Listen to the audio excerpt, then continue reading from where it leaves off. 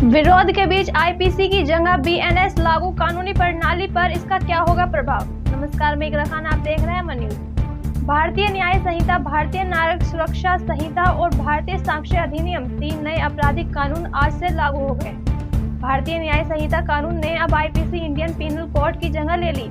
ये तीनों विधेयक संसद के शीतकालीन सत्र में पारित किए गए थे। इस मामले पर कई कानूनी विशेषज्ञों ने अपनी राय रखी। उन्होंने कहा कि कानून लागू करने वाली एजेंसी न्यायिक अधिकारियों और कानूनी पेशेवरों के लिए आगे बड़ी चुनौतियां हैं। ऐसा कहा जाता है कि ये कानून किसी न किसी समय बड़ी संख्या में नागरिकों को प्रभावित। एडवोकेट सुनीत गहलोत ने भी इस मुद्दे पर बातचीत की। कहे, नए आपराधिक कानूनों में कानून प्रवर्ती एजेंसियों को बिना किसी जांच और संतुलित के असीमित अधिकार दिए गए हैं।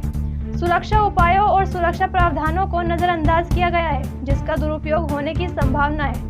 नए आपराधिक कानूनों के तहत नागरिक स्वतंत्रता का उल्लंघन हो सकता है। उन्होंने आगे कहा, बीएनएस की धारा 150 के तहत राजद्रोह कानून की तरह इस अपराधों को भी कठोर बना दिया गया है। धारा 150 को निश्चित रूप से चुनौती दी जाएगी, साथ ही अन्य प्रावधानों को भी चुनौती दी जाएगी, जिसके परिणाम स्वरूप संवैधानिक न्यायालयों द्वारा इसे खारिज कर दिया जाएगा।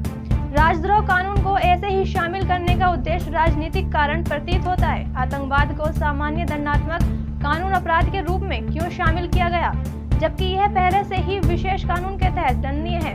पुलिस हिरासत को 15 दिनों से बढ़ाकर 90 दिन क्यों किया गया। उन्होंने कहा, यह हमारे आपराधिक कानून को लोकतांत्रिक वैधता का जोर देने का एक अभ्यास है।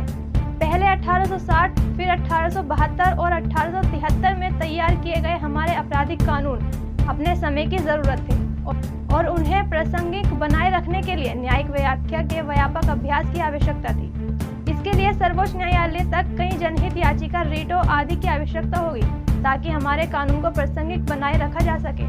भारत के मुख्य न्यायाधीश ने हाल ही में बताया कि जिला अदालत अक्सर मामूली अपराधों के लिए भी जमानत देने में हिचकिचाती है। इससे सुप्रीम कोर्ट और हाई कोर्ट में अधिक मामले आते हैं, जिससे समय बर्बाद होता है। नए कानून ऐसे मुद्दों को आसान बनाने, जांच के तरीके में सुधार करने, पीड़ितों के अधिकारों को मजबूत करने और परीक्षणों को अधिक कुशल बनाने के लिए बनाए गए हैं। साथ ही नए कानून पुलिस को व्यापक गिरफ्तारी का अधिकार देते हैं, जिससे दुरुपयोग और अन्यायपूर्ण गिरफ्तारी की आशंका बढ़ जाती है। फिलहाल के लिए इतना ही। देश और दुनिया की तमाम बड़ी खबरों से जुड़े रहने के लिए आप देखते रहें